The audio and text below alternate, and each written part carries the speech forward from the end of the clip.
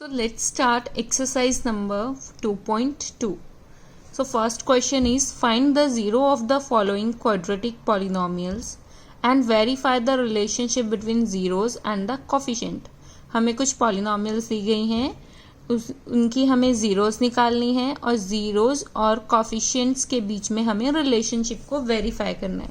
So first polynomial है x square minus 2x minus 8. तो सबसे पहले इसके हम फैक्टर्स देख लेते हैं. तो फैक्टर्स इसके आएंगे x square minus 4x plus 2x minus 8 which is equal to x into में x माइनस 4 प्लस 2 इंटू में x minus 4 which is equal to x plus 2 into में x माइनस 4. ये दोनों इसके फैक्टर्स आ गए. सो यहाँ लिखेंगे the value of x square minus 2x minus 8 is 0. इसकी वैल्यू 0 कब होगी? when इसकी वैल्यू 0 का मतलब है इसकी वैल्यू 0, और जब इसकी वैल्यू 0 होगी तो यहाँ से x की दो वैल्यूज निकल कर आएंगी.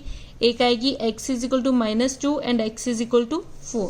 सो यहाँ से फिर वैसे लिखेंगे when x plus 2 is equal to 0 और x minus 4 is equal to 0. Therefore x is equal to minus 2 और x is equal to 4.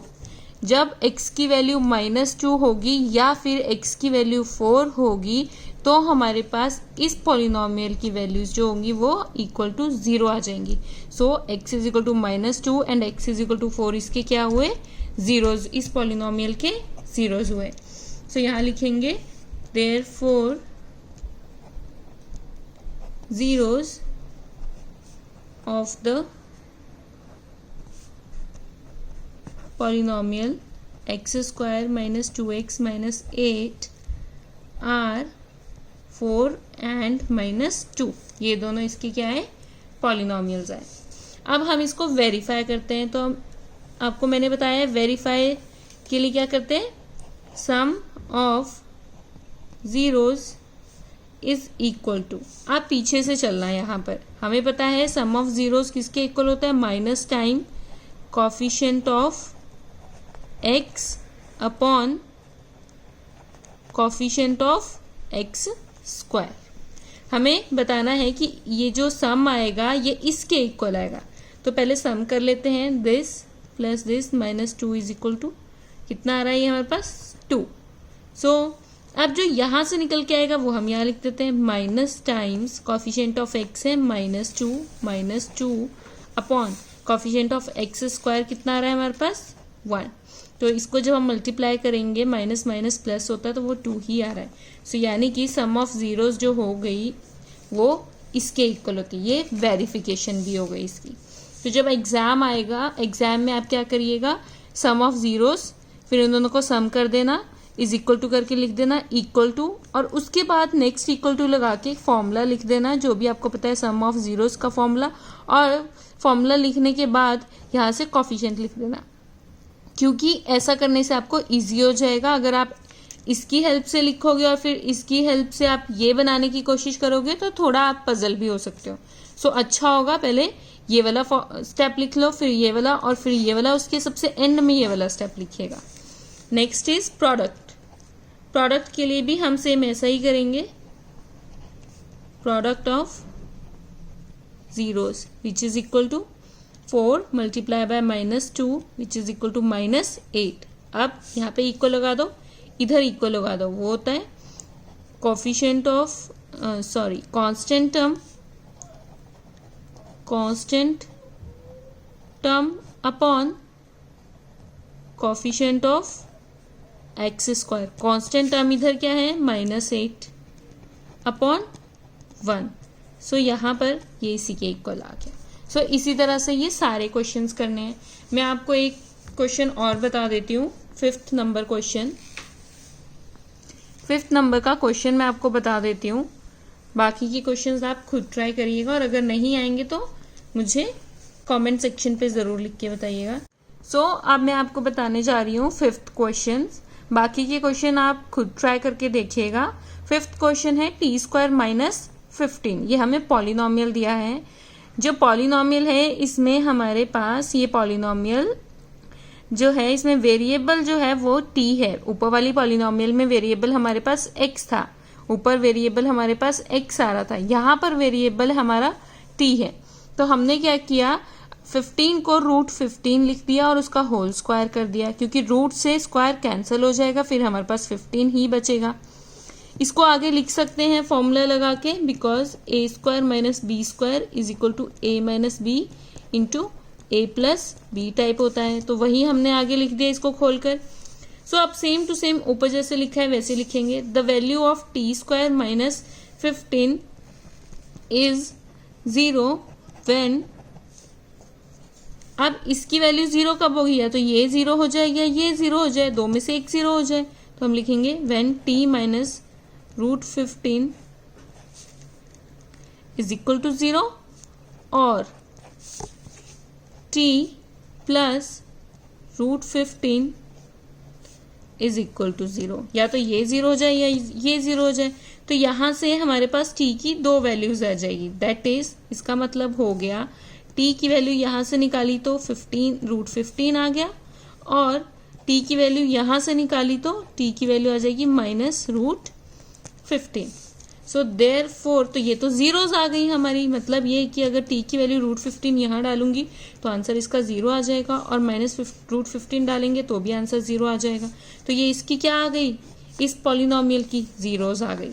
Therefore zeros of the polynomial t square minus 15 are root 15 and minus root 15, या तो ये होगी या ये होगी।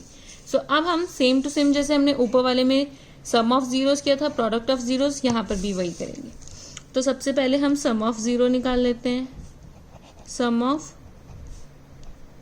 Zeros which is equal to this plus this करना है, रूट 15 प्लस माइनस रूट 15। तो आंसर तो 0 आ रहा है, क्योंकि ये प्लस का है ये माइनस का है, ये आपस में कैंसिल हो जाएगा। अब इसको वेरीफाई कर लेते हैं। तो वेरीफाई के लिए मैंने आपको बताया था यहाँ पर इक्वल लगाइए, यहाँ पर थोड़ा सा स्पेस छोड़ दिए, फिर इक्वल लगाइए और फिर लिखिए माइनस कॉफिशिएंट ऑफ एक्स, क्योंकि सम ऑफ जीरोस पता है ये होता है coefficient of x upon coefficient of x square. अब कॉफिशिएंट ऑफ एक्स देखते हैं, इधर इधर एक्स की जगह हम टी लिखेंगे। क्यों, क्योंकि हमारे पास जो पॉलिनोमियल है वो टी की फॉर्म में है, तो यहाँ पे वेरिएबल हमारा टी है, तो यहाँ पर हम coefficient of T upon coefficient of t square लिखेंगे। तो अब देखते हैं कॉफिशिएंट ऑफ टी क्या है। अगर हम इस इक्वेशन को देखें तो इस इक्वेशन में तो टी का कॉफिशिएंट है ही नहीं, तो अगर मैं उसको प्लस 0 टाइम्स टी करके माइनस 15 करूँ तो कोई फर्क नहीं पड़ेगा, क्योंकि टी से जब 0 को मल्टीप्लाई करेंगे तो 0 आएगा और फिर से यही इक्वेशन बन जाएगी।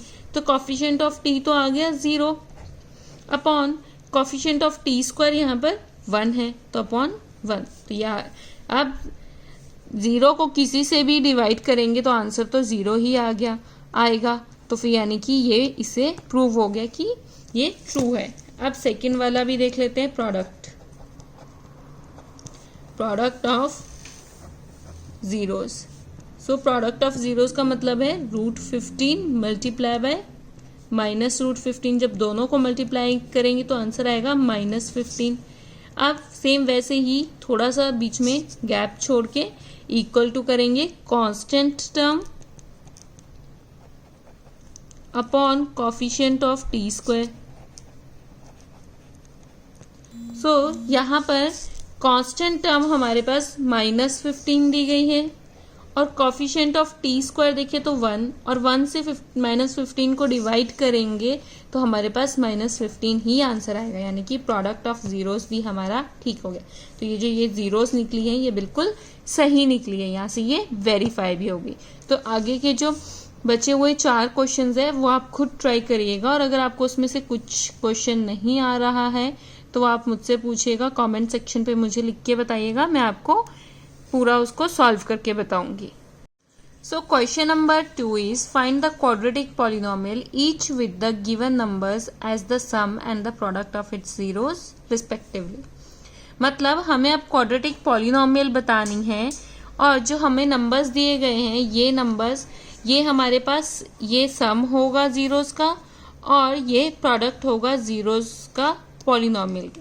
तो सबसे पहले हम फर्स्ट क्वेश्चन करते हैं 1/4 कॉमा इट्स -1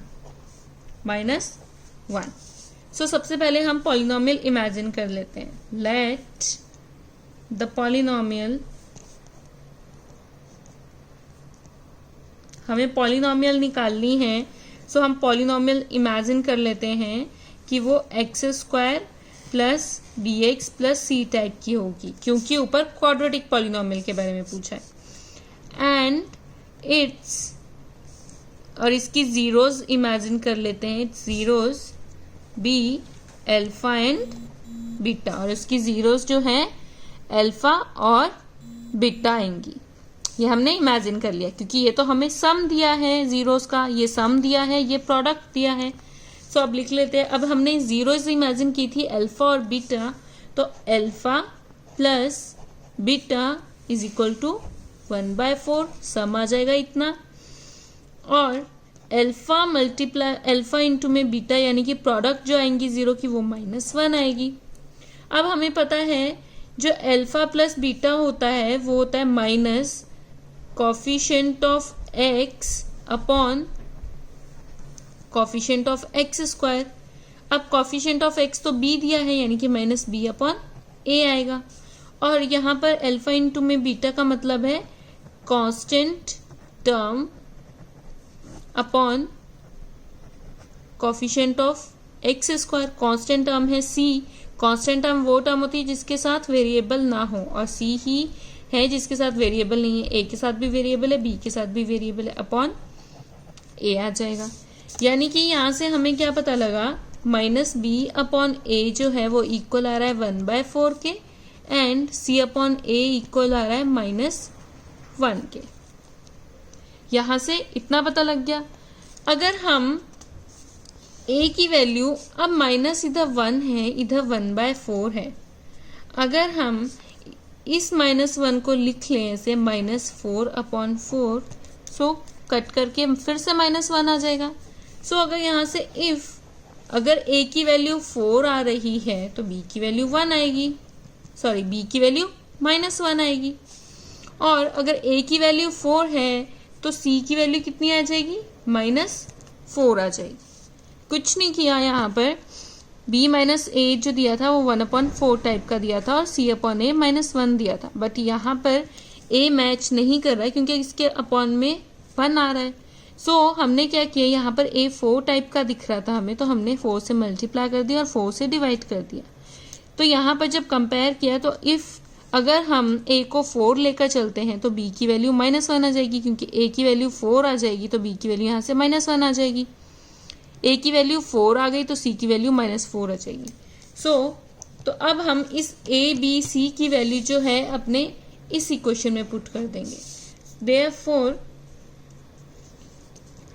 हमारी क्वाड्रेटिक इक्वेशन क्या आ जाएगी, therefore quadratic polynomial is a²।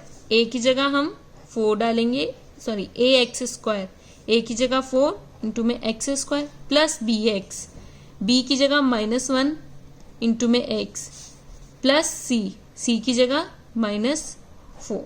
सो ये हमारी जो क्वाड्रेटिक पॉलिनोमियल आएगी वो आएगी 4x² -x -4। तो ये क्वाड्रेटिक पॉलिनोमियल आई। अब नेक्स्ट क्वेश्चन करके देखते हैं। क्वेश्चन नंबर 2 वो क्या था, √2, 1/3। सेम जैसे ऊपर लिखा था इधर भी वैसे लिखेंगे। Let the polynomial be ax² plus bx plus c and its zeros b alpha and beta. Same यहाँ पर अल्फा प्लस बीटा दिया गया है हमें √2, और वो हमें पता होता है कि -b अपॉन a के इक्वल होता है। अल्फा इंटू में बीटा की वैल्यू दी गई है हमें 1/3 which is equal to c upon a type की होती है। बट अगर मैं यहाँ से देखूँ, यहाँ पे फिर से a की वैल्यू तो 3 आ रही है और यहाँ पर ऊपर 1 है, तो हम कुछ नहीं करेंगे, 3 से मल्टीप्लाई कर देंगे और 3 से डिवाइड कर देंगे। सो आगे लिखेंगे if a is equal to 3 then b की वैल्यू यहाँ से क्या आ जाएगी, minus b is equal to -3√2 and c की वैल्यू कितनी आ जाएगी, 1 आ जाएगी यहाँ से कंपेयर करने पे।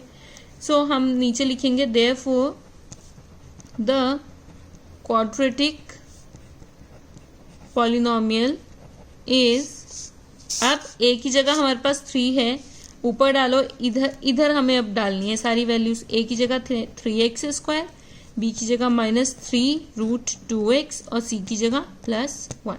सो ये हमारा गिवन क्वाड्रेटिक पॉलिनोमियल बन जाएगा। सो बाकी के क्वेश्चंस भी ऐसे ही होंगे। आगे जो है वो टोटल इस क्वेश्चन नंबर 2 में टोटल 6 क्वेश्चंस हैं। मैंने 2 आपको बता दिए हैं, बाकी के 4 बचे हुए 4 क्वेश्चंस आप ट्राई करके देखिएगा। अगर आपको नहीं समझ आएंगे तो आप प्लीज़ मुझे कमेंट सेक्शन पे ज़रूर लिख के बताइएगा, मैं उसका सॉल्यूशन आपको बता दूंगी। और अगर आपको मेरी वीडियो अच्छी लग रही हो तो प्लीज़ मेरे चैनल को सब्सक्राइब ज़रूर कीजिएगा और अपने फ्रेंड्स को भी बताइएगा।